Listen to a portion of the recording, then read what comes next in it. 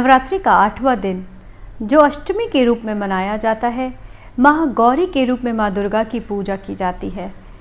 पार्वती माँ जब शिव को अपने वर के रूप में प्राप्त करने के लिए कई वर्षों तक तपस्या करती रहीं और उस तपस्या में न उन्हें अपने खाने का ध्यान था, न अपनी त्वचा का, न अपने शरीर का। उस तपस्या में लीन वह केवल शिव को प्राप्त करने के लिए वर्षों तक उसमें लीन रहीं। वर्षों तक तपस्या करने के बाद उस धूल, मिट्टी, उन सब चीज़ों से माँ की त्वचा, उनका पूरा शरीर मानो काला सा हो गया था या मैला हो गया था कह सकते हैं। जब शिव उनसे प्रसन्न होकर वर के रूप में उनको प्राप्त होने के लिए उनके पास आए तो शिव ने गंगा जल से उनके ऊपर उनकी जो सारी गंदगी थी, जो उनके ऊपर जितनी भी धूल थी, जो मैल थी, वो सारी धो दी और जिससे कि उनका जो काला रंग जो हो गया था उनके शरीर का, वह फिर से खूबसूरत हो उठा। उनकी कोमल त्वचा, उनका कोमल शरीर, उनका रंग, श्वेत रंग बहुत खूबसूरती से वापस निखर कर आ गया। इसीलिए उनका नाम महागौरी के रूप में पड़ा। महा मतलब एक्सट्रीम और Gauri means fair, extremely fair. Mahagauri बहुत ही ज़्यादा खूबसूरत निर्मल काया के साथ वापस अपनी शिव से मिलने के लिए तैयार हो गई। तो ये शिव और शक्ति का मिलन बहुत ही खूबसूरत मिलन था। ये क्या सिंबलाइज करता है? शिव और शक्ति का मिलन मानो हमारे पुरुष और प्रकृति का मिलन हो। ये क्या संदेश दे रहा है? यह संदेश दे रहा है कि जिस प्रकार एक आत्मा जब इस माया की गंदगी में चारों तरफ से उलझ जाती है, विकारों से, विचारों से, इन सब से न जाने कौन कौन से कर्मों में उलझ जाती है, परंतु जब उसे ज्ञान आता है, जब उसे वो तड़प पैदा होती है अपने शिव से मिलने की या अपने खुद के स्वयं से मिलने की, अपनी हायर सेल्फ से मिलने की, या यूँ कहे कि उस यूनिफाइड फील्ड से मिलने की, तो आत्मा प्रयत्न करती है, तप करती है, भक्ति से, तपस्या से, ज्ञान से, इन सब चीज़ों के द्वारा तपस्या करके वे स्वयं को प्राप्त करने का प्रयत्न करती है। तो हम सब यही कर रहे हैं, भक्ति के थ्रू, ज्ञान के थ्रू, अपने अच्छे कर्मों के थ्रू, नॉलेज के थ्रू हम यही करना चाहते हैं। हम स्वयं को पाना चाहते हैं। इस स्वयं को पाने के प्रयत्न में जब हम बहुत तपस्या करते हैं या खुद एक इनर जर्नी में अंदर जाते हैं, खुद पूरे प्रयत्न करते हैं, तो एक दिन जब हमारा क्राउन चक्र, जहाँ से हम अपने लोअर सेल्फ से निकलकर अपनी हायर सेल्फ में समाते हैं, जहाँ शिव और शक्ति का संगम बताया गया है, वह आत्मा का परमात्मा से संगम बताया गया है। वही हमारी लोअर सेल्फ मतलब हमारे फिजिकल शारीरिक रूप की इस माया के जाल को काटते हुए, इस गंदगी को काटते हुए अपनी हायर सेल्फ से यूनियन, ये एक लोअर सेल्फ का आपकी हायर सेल्फ के साथ यूनियन है। आत्मा का परमात्मा के साथ मिलन है।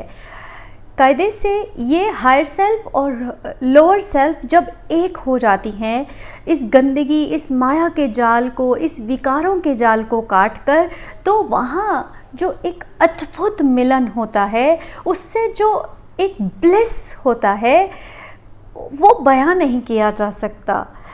इस मिलन को व्यक्त नहीं किया जा सकता। बड़े बड़े कवियों ने, बहुत बड़े बड़े ऋषि मुनियों ने इसे व्यक्त करने का प्रयत्न किया, परंतु कोई लैंग्वेज इसे पूरा नहीं कर सकती। क्यों? क्योंकि ये मिलन लैंग्वेज के बनने से पहले का है। कैसे कोई उस परमात्मा को या उस शक्ति को या उस यूनिफाइड फील्ड को एक्सप्लेन कर सकता है? किया ही नहीं जा सकता, क्योंकि वह परे है, भाषा से परे है, भाव से भी परे है। एक अजीब सी अद्भुत ब्लिस केवल एक आनंद से भी शायद कहीं दूर कुछ ऐसा यूनिफाइड फील्ड है, एक ऐसा योग है जिसे पुरुष और प्रकृति का योग कहा गया, जिसे शिव और शक्ति का योग कहा गया। सो ये खूबसूरत मिलन कैसा होता है और कब होता है? क्योंकि हमारे ही अंदर मस्कुलिन और फेमिनिन दोनों एनर्जीज़ हैं। हमारे ही अंदर पुरुष है और हमारे ही अंदर प्रकृति है। पुरुष जो उग्र भाव है, पुरुष जो लाइनों पे चलता है, पुरुष जो संचालन करता है, हर चीज़ को निर्धारित करता है। प्रकृति जो बहुत क्रिएटिव है, जो सृजन की शक्ति है, जो बहुत ही इनोवेशन से, नए नए तरीक़ों से नया नया एक्सपेरिमेंट करती है। शक्ति जो सहनशील है, शक्ति जो शिव को ताकत देती है। तो जब ये शिव और शक्ति, ये पुरुष और प्रकृति हमारे अंदर मस्कुलिन और फेमिनिन एनर्जी एक साथ संतुलित हो जाते हैं, तब मिलन होता है हमारी लोअर सेल्फ का हमारी हायर सेल्फ के साथ। तो हमारे क्राउन चक्र जो कॉन्शियसनेस का केंद्र है, वहाँ कुछ हाइपोथैलेमस पे कुछ ऐसा ब्लिस महसूस होता है कि उसके आगे फिर माया से दिखाया हुआ कोई भी चीज़ पसंद नहीं आता, कुछ भी अच्छा नहीं लगता, सब कुछ फीका लगता है, हर रंग फीका लगता है। क्योंकि शायद सिर्फ इसी की तलाश में पूरा जीवन हम पता नहीं किस किस चीज़ों के पास भाग रहे थे। जिस चीज़ के पास भागते थे उसे प्राप्त करने के बाद उसका आनंद खत्म हो जाता था। लेकिन हर आत्मा इन सब चीज़ों में भागते भागते केवल एक ही चीज़ को ढूंढ रही थी, स्वयं को, स्वयं के कंप्लीशन प्रोसेस को। सो इन विकारों से हटके आत्मा जब प्योर हो जाती है, निर्मल हो जाती है, महागौरी के रूप में श्वेत सुंदर निर्मल हो जाती है, तो शिव उसे अपना लेते हैं। इसके बाद 9वां दिन माँ सिद्धिदात्री का है। सिद्धिदात्री माँ जो सिद्धि देने वाली हैं, जो जगत में आपको हर चीज़ का स्वामित्व दे सकती हैं। कैसे हो सकता है ये? सिद्धिदात्री आपके निर्वाणा चक्र में जब आप अपना ध्यान केंद्रित करते हैं, निर्वाण हो जाता है।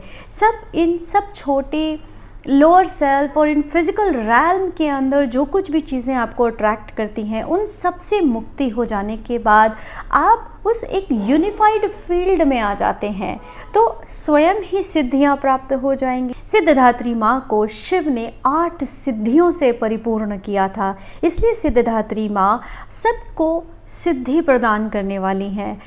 कुछ भी ऐसा नहीं जो संसार में उनके लिए असंभव हो। तो जब हम उस लेवल पर पहुंचते हैं, हम सिद्धिदात्री के लेवल पर पहुंचते हैं, क्योंकि महागौरी के लेवल पर 8वें दिन शिव हमें अपनाते हैं, हमारी गंदगी को दूर करके हमसे मिलन करते हैं। लेकिन जब सिद्धिदात्री है, वो 9वां दिन जो है, वहाँ माँ शिव और शक्ति एक हो जाने के बाद सबकी मालकिन बन जाती हैं, सारी सिद्धियों की रानी बन जाती हैं। तो इसी प्रकार साधक जब निर्वाणा पे चला जाता है, अपने उस हाईएस्ट चक्रा पे होता है, तब उसका मिलन अपने उस यूनिफाइड फील्ड से, अपनी हायर सेल्फ से हो जाने पर कहीं तू और मैं नहीं रहता, केवल एकत्व भाव रह जाता है, oneness. Because oneness is something we all originated from. हमारा ओरिजिन जो है वो एक वननेस ही है। हम सब एक स्वरूप हैं। उस एक स्वरूप, उस एक रूपता में हो जाने पर हम सब चीज़ों को सिद्ध कर पाते हैं। फिर कुछ भी असंभव नहीं, जो चाहे वह आपका होगा। तो यही थे इन 9 दिनों में माँ के 9 नवरात्रों के कुछ खूबसूरत संदेश, जहाँ हर दिन हमने एक एक चक्र पर अपना ध्यान रखते हुए, अपने एक एक विकार को दूर करते हुए 8वें दिन अपने शिव से, अपने आत्मा और परमात्मा के मिलन को, अपनी लोअर सेल्फ और हायर सेल्फ के मिलन को देखा, और उसके बाद एक सिद्ध पुरुष की तरह एकत्व के भाव में उस ब्लेस्ड ब्लिस्ड अवस्था में हमेशा अपना जीवन व्यतीत करना चाहा। जैसे श्री कृष्ण ने भी कहा है कि इस कीचड़ में रहते हुए कमल के फूल की तरह रहो। कमल का फूल इतना खूबसूरत, इतना लचीला होता है कि कीचड़ में रहते हुए भी कीचड़ की एक बूंद भी उस पर टिक नहीं पाती, क्योंकि बूंद जैसे ही उस पर आती है छटक कर नीचे गिर जाती है। तो आप भी यही संदेश इन नवरात्रों में अपने साथ लेकर माँ भगवती की पूजा करें, उनके 9 रूपों का ध्यान करें और देखें कि ये सारे 9 रूप कहीं दूर बाहर नहीं, आपके ही अंदर समाये हैं, और कैसे आप इन 9 रूपों से, इन विकारों को जीत कर खुद से मिलन कर पाएँ, खुद इस आत्मा को कंप्लीशन प्रोसेस की तरफ ले जाएं।